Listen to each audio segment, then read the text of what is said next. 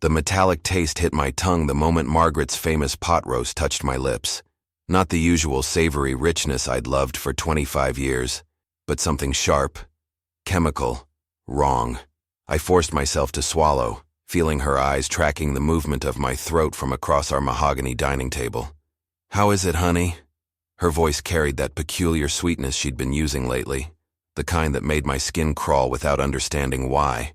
I watched my hand tremble slightly as I cut another piece. The tremor had started 3 months ago. "Just stress," the doctor said. "Just age," I told myself. But sitting there with my wife of 25 years studying my every bite like a scientist observing a lab rat, something clicked in the darkest corner of my mind. "It's perfect, as always." The lie came easily. It had to. Because if the thought forming in my head was real, if this woman who'd shared my bed, raised our children, and held my hand through my father's funeral, was actually, no. I pushed the thought down, took another bite. The dining room felt smaller tonight. Our wedding photo on the wall seemed to mock me. 2 young faces, full of trust. Margaret had insisted on cooking separately for me these past months. "Special diet for my health," she said. "Low sodium, heart healthy." She'd prepare my plate in the kitchen, always bringing it out personally, always watching me eat. "You look pale, Thomas." Our daughter Sarah leaned forward, concern creasing her forehead. Home from college for spring break, she didn't know about the episodes, the confusion at work sites, the time I forgot my own address and sat in my truck for an hour, terrified. "Dad's been working too hard." Margaret's hand touched mine. Ice cold. When had her touch become so cold? "Haven't you, sweetheart? All those long hours at the construction site." I nodded, focusing on keeping my hand steady. The fork felt like it weighed 50 pounds. Around me, normal family chatter continued. Our son Michael discussing his new job, Sarah talking about her finals. But all I could hear was the rhythm of my own chewing, the scrape of metal on porcelain, and Margaret's breathing as she watched me eat. Another wave of dizziness hit. Stronger this time. The room tilted and I gripped the table edge. Through the fog creeping into my vision, I saw something flicker across Margaret's face. Not concern, not fear. Something else. Something that looked almost like anticipation. "I need some air." I stood too quickly, the chair scraping against hardwood. "But you haven't finished." Margaret's voice held an edge now. "I made it special for you." Special. The word echoed in my skull as I stumbled toward the bathroom. In the mirror, a stranger stared back. Hollow cheeks, yellowed eyes, skin like old paper. When had I become this ghost? My phone buzzed. A credit alert. Strange, since Margaret handled our finances. I opened it with fumbling fingers, squinting at the screen. Life insurance payment processed. $2,000 policy. Beneficiary, Margaret Morrison. The phone slipped from my numb fingers, clattering on the tile. $2 million. When had we? I'd never signed. "Thomas?" Margaret's voice through the door. "Are you all right in there?" I stared at the door handle. 25 years. 3 children. A lifetime of memories. And behind that door stood a woman I no longer recognized, holding a plate of food that tasted like death. "Just a minute," I called back. Surprised my voice sounded normal. Automated. Like my body knew how to pretend even when my mind was screaming. I splashed cold water on my face, gripped the sink, and made a decision. If my wife was poisoning me, God, even thinking it felt insane, then I needed to be sure. I needed proof. And I needed to survive long enough to find it. Opening the door, I found Margaret standing there with my plate. She'd brought it from the dining room, the pot roast congealing in its toxic gravy. "You need to eat," she said. "For your strength." I took the plate, smiled, walked back to the table where my children chatted obliviously. And I continued eating, each bite a gamble, each swallow an act of faith or foolishness. The metallic taste coated my mouth, slid down my throat, settled in my stomach like a promise. Margaret watched. She always watched now. But what she didn't know, what she couldn't see, was that for the first time in months I was watching her too. And the tremor in my hand had nothing to do with poison, and everything to do with the rage building in my chest, cold and patient as winter. The grandfather clock in the hallway chimed 8 times. I had been dying by degrees in my own home, at my own table, served by hands that once promised to cherish me in sickness and in health. Till death do us part, we'd vowed. I just never imagined she'd be the one arranging the meeting. The tremor in my hands cost me the Henderson contract. $5 million. Gone. Jim Henderson watched my fingers shake against the blueprint like I was some drunk. 30 years building this company, and I couldn't even hold a pen steady. That night I studied Margaret from the kitchen doorway. She prepared my plate separately, always. A special container on the top shelf, contents sprinkled over my food. For your blood pressure, she'd say. Her movements were precise, practiced. Like she'd done this 1,000 times. The episodes were escalating.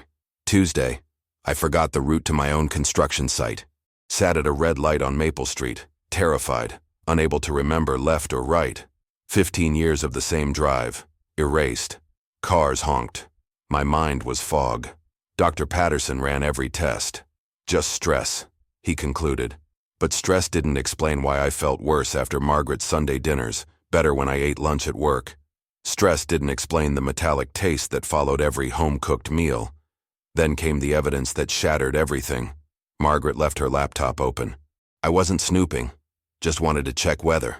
But the browser history was right there. Arsenic poisoning symptoms progression. Life insurance contestability period.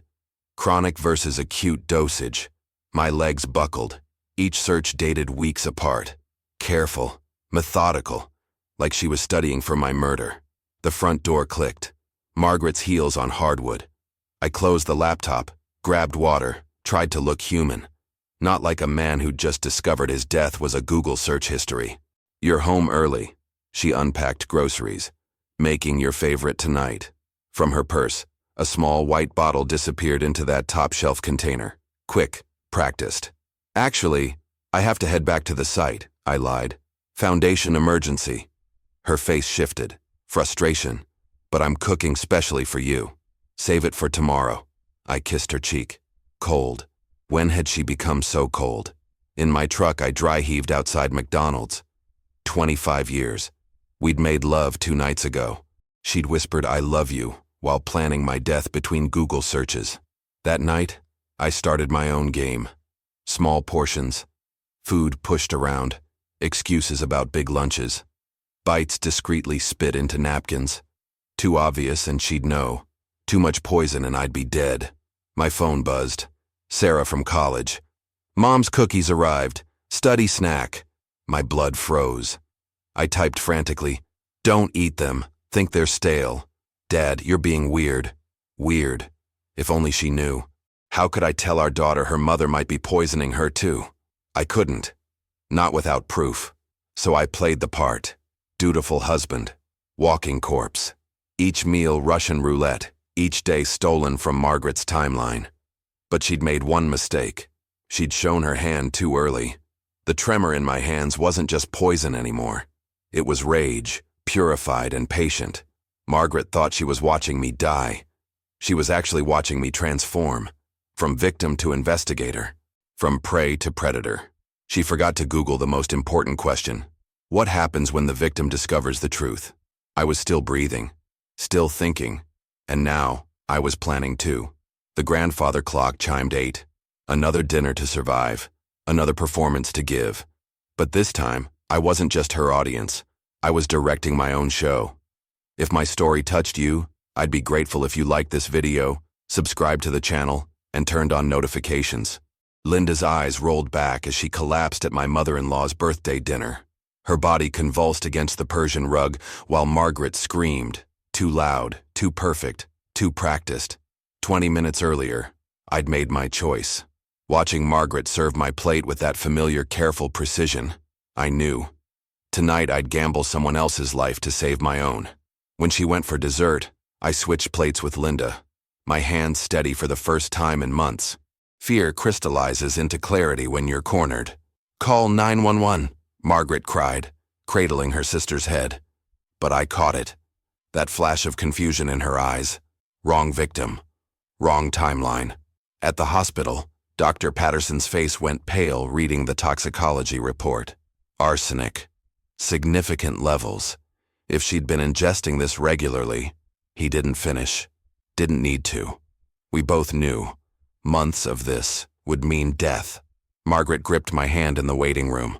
How could this happen? Food poisoning? That's not food poisoning. My voice came out steady, controlled. 25 years of marriage, and I finally understood the woman beside me. You know exactly what it is. She went rigid, just for a second. Then the tears came. You're in shock. We all are. But the game had changed. She knew I knew. That night, while Margaret stayed with Linda, I searched. Really searched. Her office, her drawers, her special cooking supplies. Behind vintage recipe books I found it. A journal. Not recipes, records, dates, dosages, my symptoms. Clinical notes on my deterioration. January 15th, increased dose, T showing cognitive decline. February 3rd, tremors progressing, construction contracts at risk. March 10th, life insurance payment confirmed, 6 more months. 6 more months. She'd given me an expiration date. My phone buzzed. Unknown number. I almost ignored it then. Tom, it's Robert. We need to talk. About Margaret. Robert, my best friend, my best man, the godfather to my children. We met at a diner 2 towns over.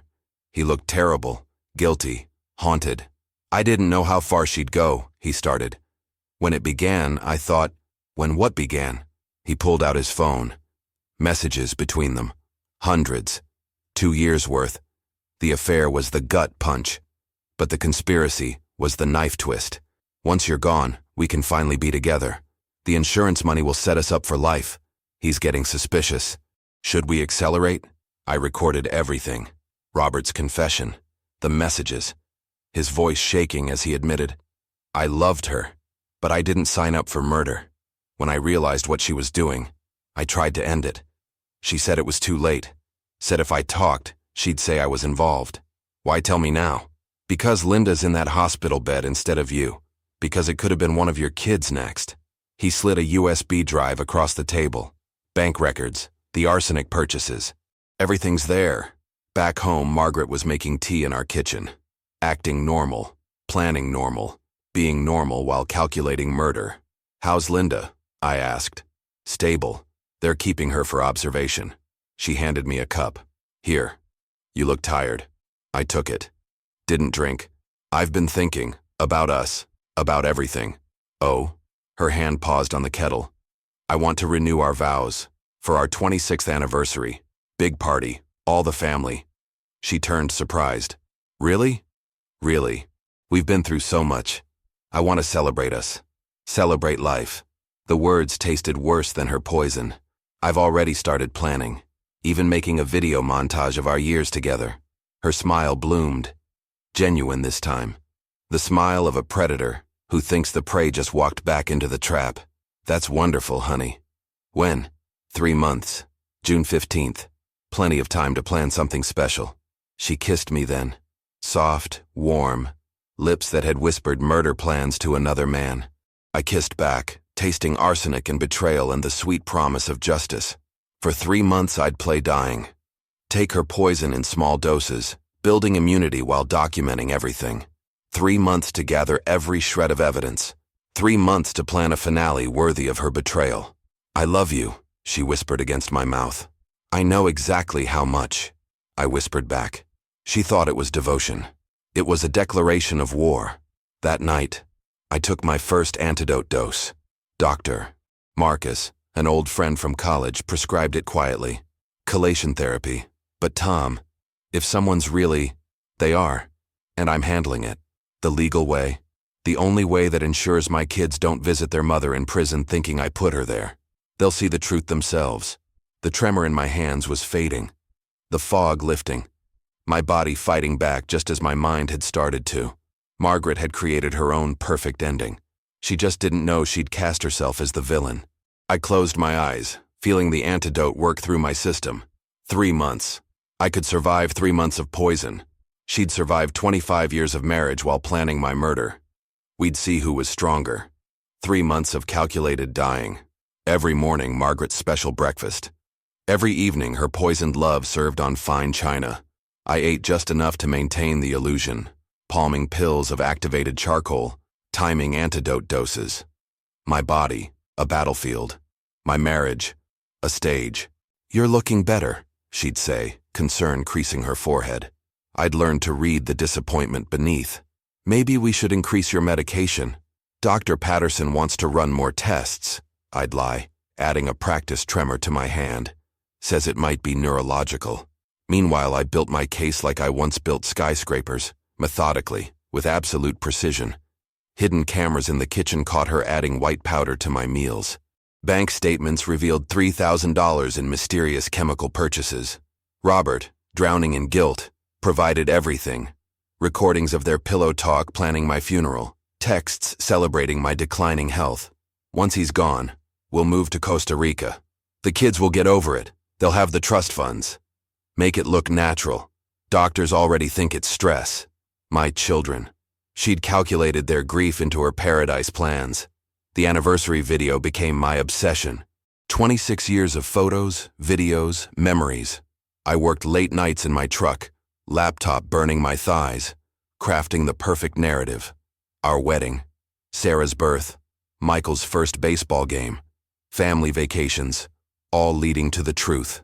2 weeks before the party, Margaret found me in my office staring at our wedding album. Nostalgic? She wrapped her arms around me from behind, still playing loving wife, looking at how young we were, how naive. "We've grown together." Her lips brushed my ear. "Some couples don't survive that kind of change." "No," I agreed. "They don't."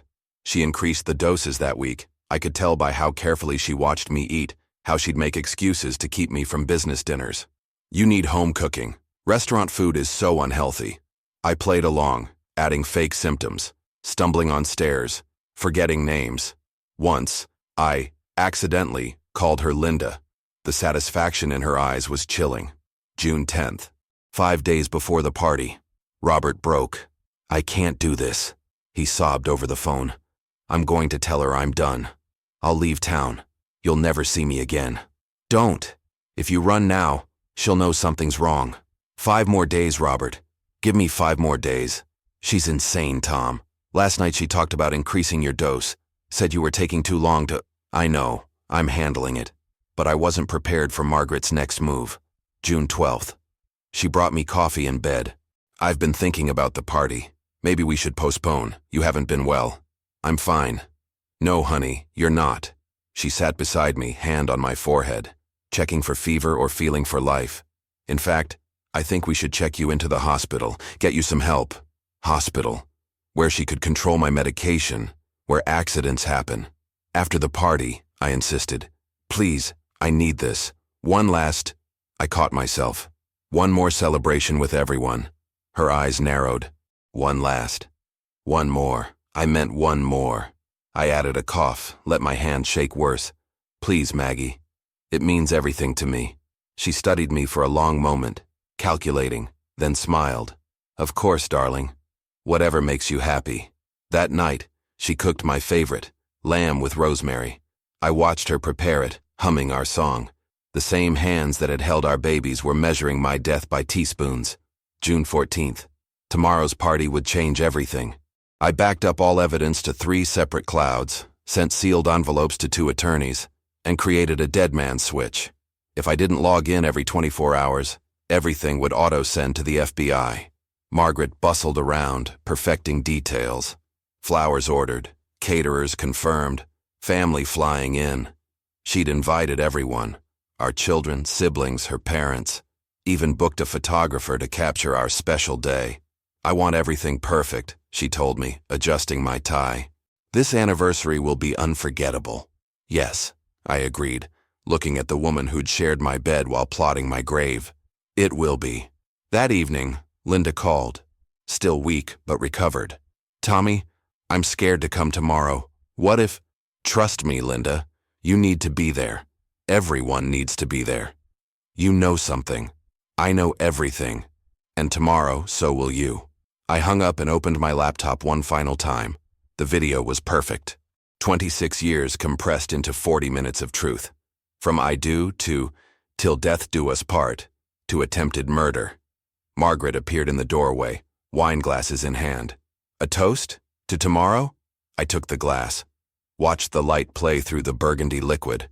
Wondered if she'd poisoned even this. To endings, I said. To beginnings, she countered. We drank. The wine tasted like justice. Tomorrow, the woman who'd fed me death would swallow truth. The audience she'd invited to watch her performance would witness mine instead. The videographer she'd hired would capture evidence. The family gathered to celebrate would become witnesses. Margaret thought she'd written our final chapter. She forgot I was still holding the pen. The champagne glittered in 40 glasses as I stood to make the toast. Margaret beamed beside me, radiant in the same shade of blue she'd worn to our wedding.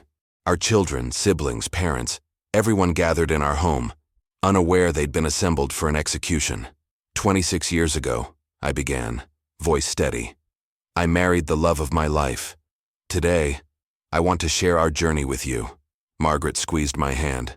Her touch, once electric, felt like static. I've prepared something special. I nodded to Michael, who dimmed the lights. The projection screen descended. Our story, in pictures and words. The video began innocently. Our wedding. Young faces full of hope. Margaret dabbed her eyes as guests cooed at our youth. First apartment. Sarah's birth. Building our dream home. The construction company growing. Family vacations. Graduations. 20 minutes of beautiful lies. Then the music shifted. Minor key. The screen showed Margaret's laptop. 3 months ago, my recorded voice narrated, I discovered my wife was poisoning me. The room froze. Margaret's hand turned to stone in mine. Her Google searches filled the screen. Arsenic poisoning symptoms, each query time-stamped. Her face captured by hidden cameras, adding powder to my food. Bank statements, chemical purchases, my medical records showing declining health perfectly matching her timeline. No, Margaret whispered. Then louder. This is insane. Tom's been sick, he's confused. Robert's voice cut through her protests. His confession, recorded at the diner, played over photos of them together. Their texts scrolled past. Once he's gone, we can be together. The insurance will set us up. He's getting suspicious. Our children's faces crumbled. Sarah grabbed Michael's hand. My mother-in-law gasped, clutching her chest. The video showed Linda's hospital records, arsenic levels that would have killed her with repeated exposure. My journal entries, the antidotes, 3 months of evidence compressed into undeniable truth. She gave me 6 months to live, my voice continued as the screen showed her handwritten notes. Calculated my death between grocery lists. Margaret lunged for the laptop. It's fake. He's lost his mind. The poison affected his brain. But I'd anticipated this. The video continued on 3 separate screens. Unstoppable. Inevitable. The final scene. This morning. Margaret in our kitchen, preparing my breakfast. The hidden camera caught her perfectly. The powder. The stirring. The satisfied smile. That's sugar, she screamed. For his coffee. Tom, please tell them. The police are outside, I said quietly. They've already tested the powder in your container, the one you kept on the top shelf. The front door opened. Detective Morrison, no relation despite the name, entered with 4 officers. Margaret Morrison, you're under arrest for attempted murder. Daddy? Sarah's voice broke. 22 years old, but sounding like she was 5 again. I'm sorry, baby. I'm so sorry you had to see this, Margaret fought as they cuffed her. 26 years. I gave you everything. I raised your children. You tried to kill me. The words came out tired. Final. You planned my funeral while making my lunch. They led her past our wedding photo, past our children, past the life we'd built and she'd burned. Robert had been arrested an hour ago. The videographer I'd hired specifically for this moment captured everything. Evidence and entertainment in one. Linda hugged me, crying. My children stood frozen. World shattered. The guests dispersed in whispers and shock. Within hours, it would be everywhere. The successful businessman. The perfect wife. The poison, served with love. That night, I stood in my empty kitchen. The same kitchen where she'd measured my death in teaspoons. The silence felt strange after months of performing. No more pretending to be weak. No more calculated symptoms. No more fear disguised as love. I made myself dinner, a simple sandwich. First meal in months I knew was safe. It tasted like cardboard. Maybe food always would now. Maybe that was the real poison, knowing someone who promised to love you had stirred death into your coffee every morning. The house echoed with 26 years of memories. Real or performance? I'd never know. Maybe she'd loved me once, before Robert, before whatever darkness took hold. Or maybe I'd been a mark from day one. A construction worker with potential. A future payday. My phone buzzed. Sarah. Dad, I don't understand. How could Mom? I didn't have answers. Only evidence. Only survival. I walked to our bedroom. Our bed looked like a crime scene without the tape. Tomorrow I'd start divorce proceedings. Next week, therapy for the kids. Next month, maybe I'd sleep without wondering if each breath was borrowed time. But tonight, I sat in the kitchen, where she'd tried to kill me, and felt the strangest thing. Gratitude. Not for the poison, not for the betrayal, but for the instinct that made me switch those plates. For Linda's survival that exposed the truth. For 3 months of antidotes that kept me breathing. For the strength to gather evidence while dying by degrees. Margaret had taught me something valuable. Love could be a weapon. Trust could be a trap. But survival? Survival was always personal. The grandfather clock chimed midnight. A new day. The first in months I knew I'd see the end of. I raised my water glass in a toast to the empty room. Till death do us part. I whispered. Death had come calling. It just knocked on the wrong door. If this story resonated with you, I'd be grateful if you liked this video, subscribed to the channel, and turned on notifications.